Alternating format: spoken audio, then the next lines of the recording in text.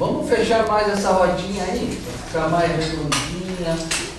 Aquela parte ali. Aí. Bota uma cadeirinha aí. Bom. Tudo bem com 7 anos? Preparados para iniciar a Copa? Porque a Copa do Brasil também é há 7 anos, né? Porque lá no Haiti lá é. Tá mais movimentado do que o Brasil agora. Tá mais movimentado. Tá mais movimentado que o Brasil, Fiquei com pena do Qatar agora que vai ter a Copa 2022. Vai ser lá, cara? Acredita? Depois o senhor vai lá no meu Face, professor, eu coloquei um vídeo que o cara... Ah, do avião que chegou do Catar. Não, era do Iraque. Incendiando. No Catar, no Qatar, 2022. Absurdo, né? A galera se preocupa. Não, tá, 2022. 2022. Ah, Ia ser na Suíça e ela recusou. Mas Suécia. País. Tá, agora é 2018. Onde será 2018? Na Rússia. Rússia. Olha, cada país aí. Pois é. Tá. Foram os BRICS todos. Ok, aqui devemos a visita dessas pessoas novas. Fernandinha. Tá? A Fernandinha que chamou. Como? A Fernandinha convidou para participar. Chamou e não veio. A Fernanda? A Fernanda? Tá. Também. E você também? Ele. Também. Assim que fosse. Tá certo. Ok. Bom, sejam bem-vindos. Obrigado. Aquela história, depois se vocês quiserem aprofundar a relação, né? Isso aqui é uma relação, entende? A gente é meio conservadora, assim, a gente investir na relação tem que ter tempo, tá? Aqui a coisa não é casual, sabe? Assim, não é dela. É verdade. Começa de forma casual, mas não tem problema. Vai amadurecendo. Então, fique à vontade, tá certo? Aproveite aí a hora. Bom, já tinha mais gente que foi embora ou o bloco está baixo? Acho que estamos chegando por aí. Hoje ainda tá. É, porque ontem ia ter greve hoje, né? E ontem à noite que cancelaram do nada a greve, daí não sei se todo mundo ficou sabendo. Bom, mas a greve decididamente não nos atrapalhou. A última vez, né? Só 2 pessoas não vieram. A Thay e a Fernanda. A Thay eu acho que desistiu mesmo. E a Fernanda, bom. Então, eu acho que a greve não é um problema. Não, eu digo do trânsito todo. Está um pouco congestionado hoje, mas. Logo eu quando se quiser Bom, então, primeiro, a Lívia acompanhou a vez passada. Tá Pois estranho hoje. É que tu tinha dito que não estava online, né? Eu entendi assim. Não, porque assim, esse aqui a gente filma, né? Pois é, esse aqui. E coloca depois. É. Coloca depois, porque a qualidade do áudio desse é muito melhor que esse. Pois é. Por isso que o vídeo desse aqui que vai pro YouTube, Tá. não esse aqui. E esse aí estava online, porque Tava. ela acompanhou, né? E ela fez boas críticas da aula. Sim, a aula passada a gente estourou completamente a metodologia, não é? Achei bem boa a aula passada. Não, pois é, Apesar de... ela também disse que achou que as pessoas gostaram e tal, mas enfim, uma coisa bom, mas tem a questão metodológica, né? A gente não concluiu, enfim. Ela chamou a atenção nessa parte metodológica.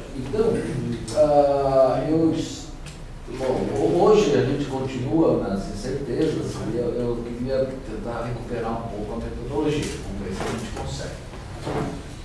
Então, o primeiro momento seria nós nos conectarmos com o programa do curso, na aula passada, né, como a gente chega no dia de hoje, tá bom?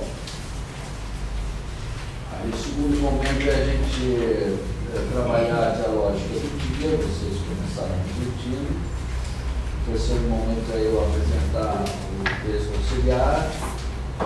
E o quarto momento é vocês darem uma discutida ainda hoje.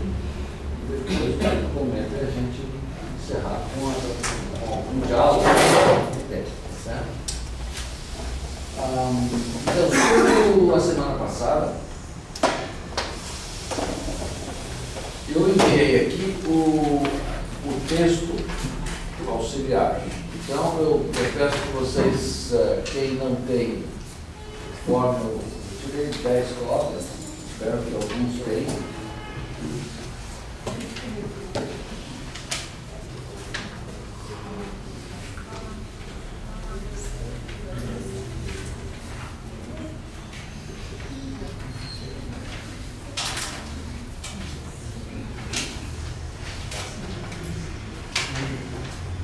Então eu vou pedir para que vocês leiam os parágrafos para que a gente se conecte com aquela discussão tão boa da semana passada.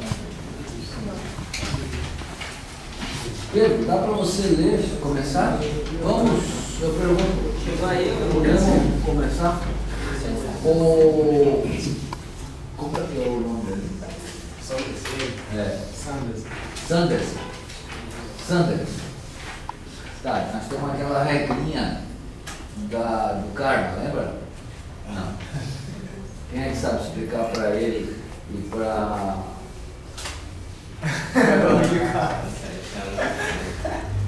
e para...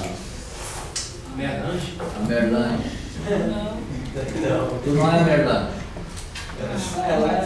Tu é a Merlange? Eu sempre confundo. Tem a Mer, tem a Merlange, tem a outra. A outra tá aí. Ah, tá ali, a minha amiga ali. Então vamos explicar para eles a ideia do karma e do dharma. E isso está tão claro agora no final do livro da humanidade, da ética. Ai, que coisa linda. Quando você descobre que o teu pensamento está vivo, porque, como vocês sabem, eu estudei Mohan há mais de 20 anos, né?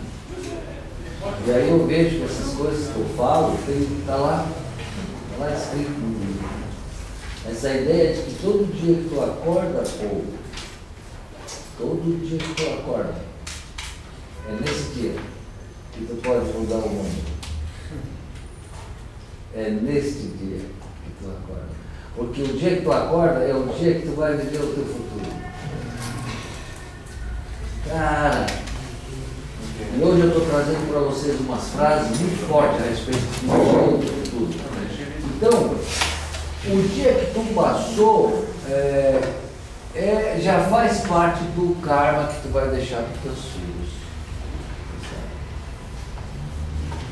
Agora, o dia ou a noite que tu está começando, essa diz respeito ao teu dharma, ao teu projeto de vida. Então, a ideia das mochilas é que as mochilas devem ficar sempre atrás de nós, nunca na nossa frente. Deixa ela livre para tu construir o teu dharma. E eu daí associei isso com as mochilas, porque a gente, né, as nossas aulas, tudo lembra? A primeira coisa, a utilidade da cadeira é botar a mochila. Né?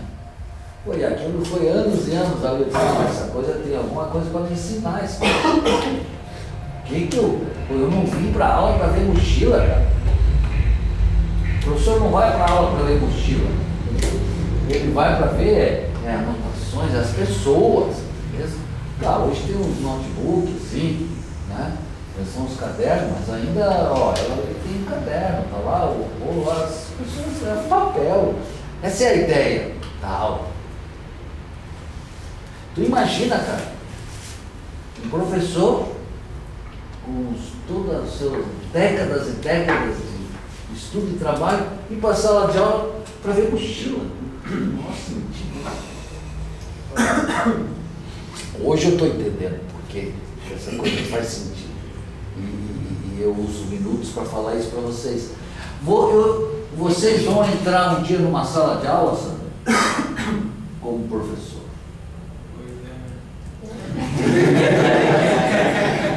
Para isso que nós estamos aqui, não é? Para falar sobre a sustentabilidade, a reconstrução do Haiti, a construção do Haiti, papapá. E aí tu vai chegar e tu vai lembrar daquele cara lá no Brasil, só tem mochila aqui, cara.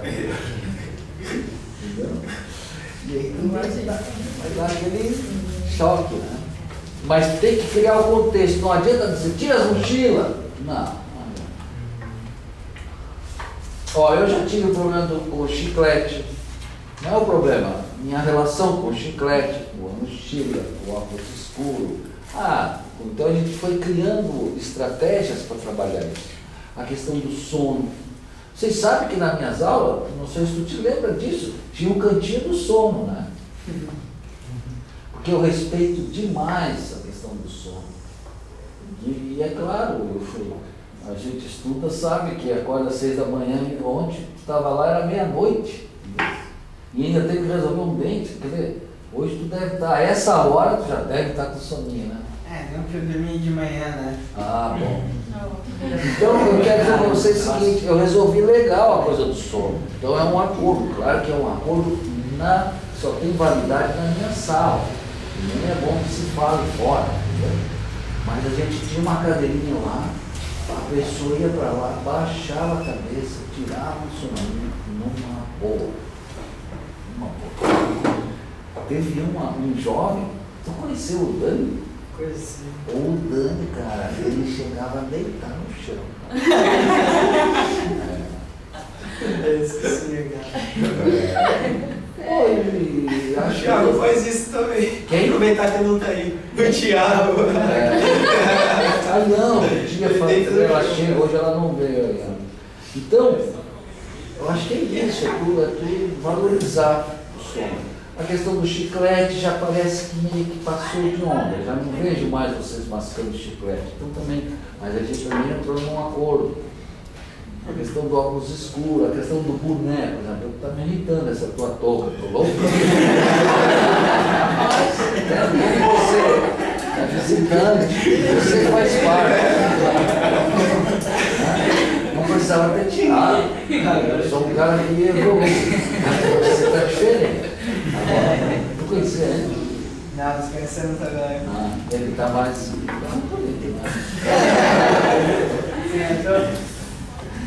Então é assim, cara, a pedagogia começa pelas pessoas, sabe? Como hoje nós estamos começando por vocês. Tudo isso para perguntar se já podemos começar? Tá. Pedro, vamos começar com a tua voz, Pedro? Com a minha voz? Pausada. Claro, você é um professor.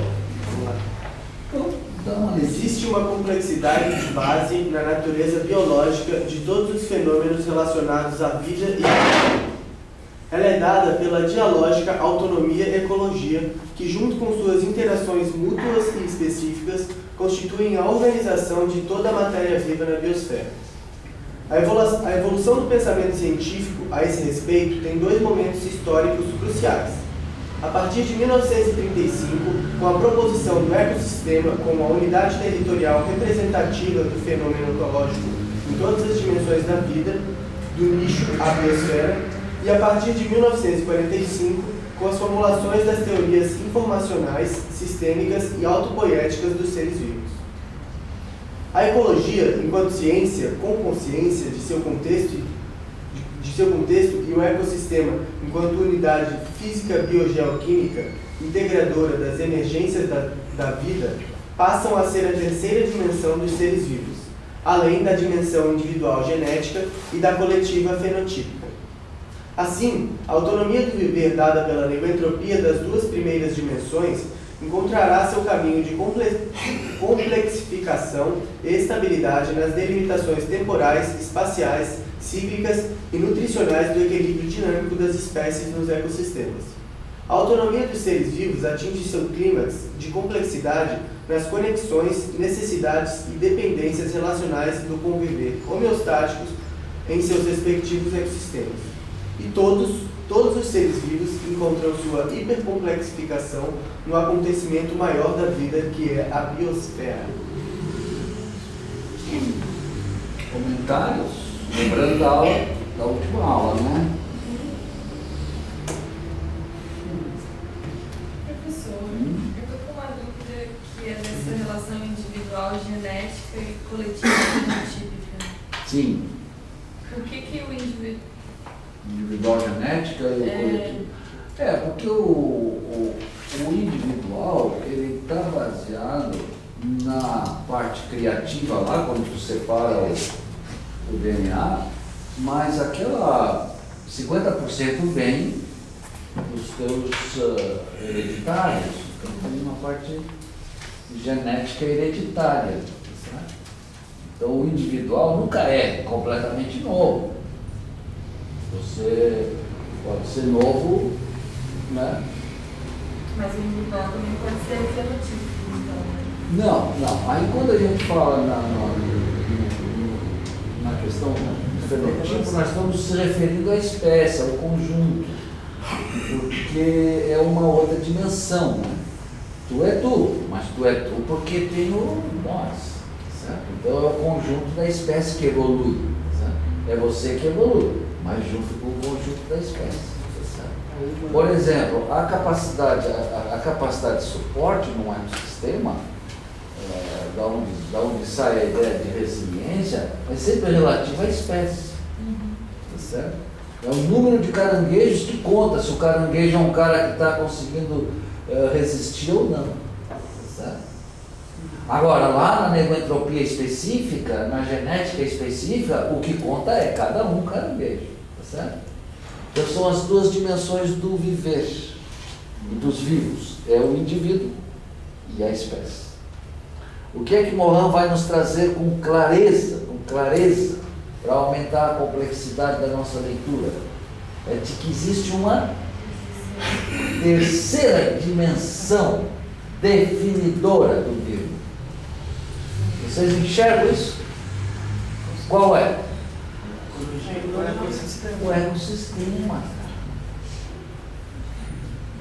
ecossistema. O ecossistema. Então, é um mangue, é uma floresta, é um nichozinho das corujas, tá? Até a biosfera. O Haiti não está fora da biosfera. Pô, entendeu? Então essa ideia de que existe uma terceira coisa que define o tamanho, meu tamanho, o jeito, as coisas que eu como, cara. Né? O pinhão que nós comemos aqui é porque aqui existe araucária. No Saara não tem araucária, então não se come pinhão. Então, tá certo? Professor, Sim. no texto lá do Ronan, tinha uma parte que eu não entendi muito bem, que ele fala que a união de um biotipo e uma biocinose é um sistema. Então, o que ele quis dizer com isso? Primeiro, o que é a biocinose? Eu também não entendi muito isso. Biocinose. Explica aí. É o maior. São as relações, né, na verdade. A biocinose é o conjunto de indivíduos, espécies que interagem no mesmo biota. Seria a cena do bios. Seria a diversidade biológica. As cenas maiores. No Brasil tem 7 grandes cenários, 5. Né? 6? Né? Que é os campos sulinos, a Mata Atlântica, a Amazônia, o Cerrado, a Caatinga, Pantanal, Os biomas. São os biomas, os grandes cenários de vida, onde a vida e a, entre aspas, não vida, eu não gosto muito desse termo, mas enfim. Isso é o biota. É o físico. A biota e a vida se encontram. E através da temperatura, da latitude, todas essas delimitações vão definindo o que é uma caatinga, a caatinga com a floresta atlântica, com o cerrado, com a Amazônia, vai definindo as coisas. Claro, a geologia, tudo isso faz parte. Na menor dimensão, para você não aumentar muito, está... bom, o ecossistema é o conceito genérico. Certo? A Caatinga é um ecossistema. A Mata Atlântica que nós vivemos é um ecossistema. Né? Mas, por exemplo, aí tu pode usar isso com mais rigor. No caso da Mata Atlântica, que é um bioma, ela tem dois grandes ecossistemas. Um que é a mata, que é a floresta umbrófila densa, que é essa nossa aqui, que é a maior densidade de vida que tem, e a outra é a floresta umbrófila mista, então tem menos densidade, é onde está a araucária. Mas a Mata Atlântica vai até lá na Argentina. É o lugar onde ela mais avança no interior. Assim como na Amazônia também. Assim como a Amazônia, imagina. Tem a floresta de alagamento e a Pronto. floresta de altitude. Pronto. Que fica Colômbia, E aquela coisa enorme lá de 4 milhões de quilômetros quadrados, 4 milhões. E aí tu vai começando a conhecer e a admirar esses detalhes. A Mata Atlântica é o mais longo ecossistema do planeta, que vai de Osório até o Rio Grande do Norte. Ele é uma faixa realmente. A Mata Atlântica é a maior floresta, meio que numa concha, né? E assim vai indo. O Pantanal é o maior, e assim. Ok?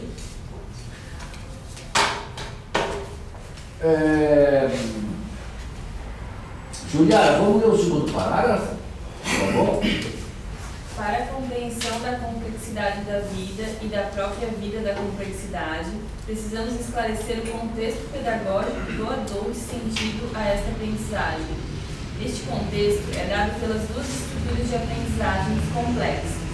A cognitiva, responsável por promover e consolidar o religário do humano consigo mesmo, e a conceitual, responsável por promover e consolidar o religário do humano com a natureza.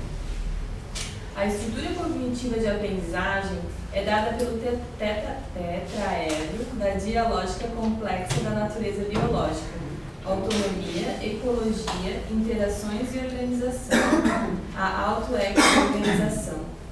A episteme cognitiva desta estrutura é a compreensão pelo humano da terceira dimensão de sua determinação histórica, que é a organização ecossistêmica, e que assim é porque todos os seres vivos, incluindo os humanos, são o que são por sua dependência de convivência com os demais num ecossistema, e que este, enquanto organização negentrópica, agrega uma qualidade singular a todos, resultante da própria aprendizagem do conviver no ecossistema. A estrutura conceitual de aprendizagem é dada pelo tetraedro das dimensões de complexidade da natureza: a física, a biológica e a humana. A episteme cognitiva dessa estrutura é a promoção de uma consciência humana sobre a irredutibilidade da natureza, com a valorização da complexidade dos ecossistemas, dos nichos à biosfera e de seus ciclos cosmofísicos e geoquímicos, e suas redes de alimentação na compreensão das relações de autonomia, dependência e sustentabilidade entre as naturezas física e biológica, e entre elas com a humana. Professor, Sim. o tetraedro das dimensões da complexidade da natureza, a física, a biológica e a humana. Aí faltou o edro ali, ó, o tetra. Aí eu queria dizer que seria... as interações aí também, eu estava pensando que poderia ser ou a dimensão ecossistêmica, aí, ou biosférica. Eu lembro do professor ter citado isso. Né? Não, a ideia é que é que isso aqui, se tu olhar no texto auxiliar 1 da aula anterior, alguém tem aí o texto auxiliar 1? Então tem uma olhadinha para ver que tem umas mudançazinhas. Porque eu vou começando a economizar palavras dele. Porque já está claro que o tetraedro Sempre tem essa interação. claro, porque é o quarto ponto. Né? É que eu queria especificar essas Tá interações. certo? Só que, como ela, ou seja, eu nesse segundo aqui, eu já estou economizando algumas descrições. Tá lá? Perspectiva de interação. Tá lá. Vocês não tem ele aí. mas está lá com as suas respectivas interações. Tá certo? Algum destaque desse segundo parágrafo? É legal a cosmo. Cadê? Físico-biogeoquímica, né? Ligada ao cosmos, né? Que liga ao tempo da Terra, o tempo dos seres mesmo que vão aprendendo, né? E essa relação dia-noite, a sazonalidade, né? O fechamento do ciclo. Essa parte é quase um poema. Tá, a frase vai ficando grande, mas ela vai, para mim, está tomando sentido. Ou seja, quando eu boto a parte físico, bio, geoquímica, eu já estou trabalhando a questão física. A hidrologia, a hidrografia, a geomorfologia, sabe? Que eu acho importante colocar de forma explícita. Porque a palavra bio, geoquímica, tudo bem, o geo quer dizer a geomorfologia também, além da geologia, né? Mas eu estou estimulando vocês a criarem frases dialógicas, como a complexidade da vida, a vida da complexidade, para ver se isso faz sentido no espírito de cada um de vocês, certo? Agora, quando a gente trabalha a ideia que o Mohan nos dá, que nós precisamos trazer a consciência do cosmos para o nosso cotidiano, pelo sol, pelo carbono que a gente está comendo lá. Ó, onde é que veio esse carbono que está ali dentro daquela bergamota que eu colhi lá em casa e trouxe para vocês?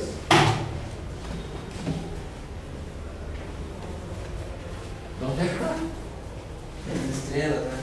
Do Sol, não é bem das, claro que é das estrelas, todas as estrelas, mas da nossa estrela.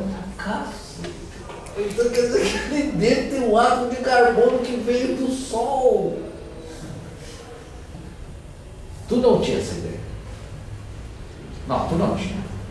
O jeito que tu está me nem eu tinha. Então isso é trazer a consciência do cosmos. Então o que eu fiz? Botei o cosmos dentro da história. Cosmo, físico, bio, geoquímico. Eu acho que ainda está faltando coisa. Vocês vão ver que agora, a partir de hoje, nós vamos começar a inserir. Mais destaques? Uhul, brasileira!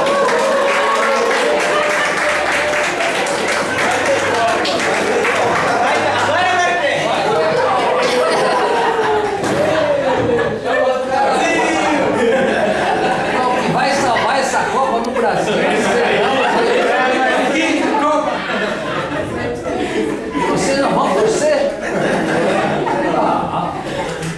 Professor, o que significa as zonas de sombra lá do sistema complexo?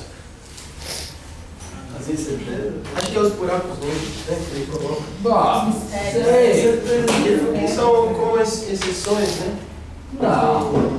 Tu tem que ver que o pensamento do Mohan, ele é dialógico. Então, se tu fala de luz, é claro que tem que falar de sombra, que é a ausência da luz.